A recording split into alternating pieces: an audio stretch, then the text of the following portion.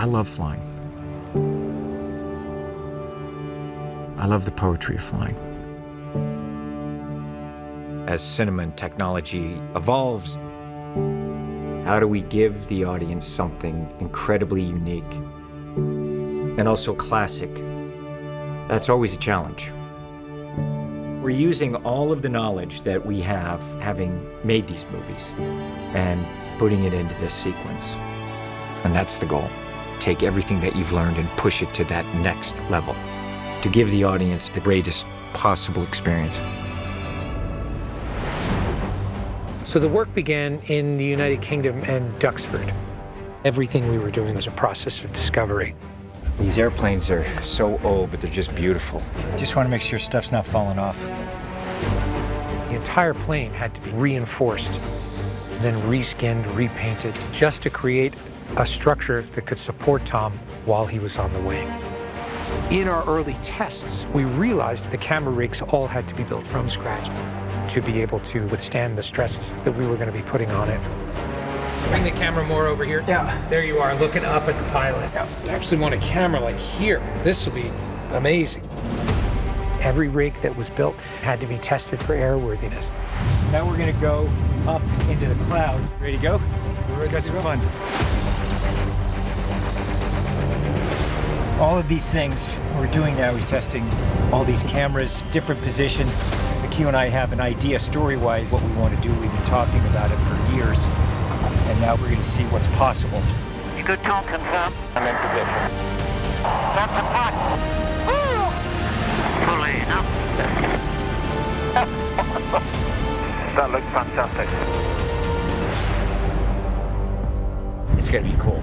It's going to be sick. When we came to Africa, we had to figure out what exactly is the choreography of the sequence going to be. As with any complex action sequence, we create something called a pre-visualization or a previs. But these models can't accurately anticipate real physics, especially with a sequence that's never been attempted before. We quickly discovered the forces working against Tom meant nothing could be executed as planned. And in order to rewrite the sequence, I had to understand what was physically possible. In order to do that, I had to get on the wing myself. Once we started to understand the physics in the environment, we could reimagine the sequence based on the realities that Tom was encountering while he was on the wing. We're going to do roll, loops, hammerhead. I'm going to take you through my action. I come up, and I'm pulling up, and now I grab it, and I try to hold it steady. The airplane's pitching. Yep. It starts going over. Everything we had prepared for, we've had to learn all over again, starting from scratch. We can do this now. Okay. We can do it. This is an exciting day. I've been looking forward to this. You gotta remind me not to smile here. When we were shooting the first stage of the sequence, we were dealing with challenges based on low-level flying. It was a very, very challenging sequence, and it required some of the best pilots in the world, an incredible amount of preparation, an incredible amount of focus. Every morning we were having drills about what to do in the event of an emergency. We do not know what a single sortie is going to do to the pilots, to Tom. We just work our way into it. I can go 95, but then when we dip down, I'll accelerate.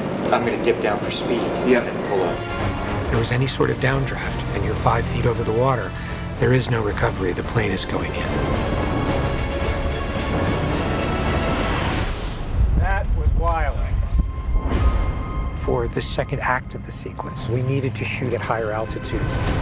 The aerodynamics are different. The temperature became an issue, and Tom would risk hypothermia. Up there, we drop 3 degrees per 1,000 feet. It gets quite cold with the wind. When Tom is on the wing, we have to communicate via hand signal because the winds are from 100 to 140 miles an hour. Stop. The biggest challenge for us was how physically punishing it was for Tom to be on the wing. It can't be easy. Everybody wanted to do it. See you, okay? The wind distorts your vision. between maneuvers, he actually has to stick his head into the cockpit so that he can breathe. And at times, he would reach such a level of physical exhaustion that he couldn't get back into the cockpit of the plane. What's the matter? It's like when we get it, I can't do it anymore. But Tom is constantly pushing the limitations of what is possible. I'll go one more. We're gonna get it. And he did it over and over and over again. This being a culmination of a 30-year story arc, Tom is determined to create the biggest experience possible for the audience. 3, 2, 1, go! Holy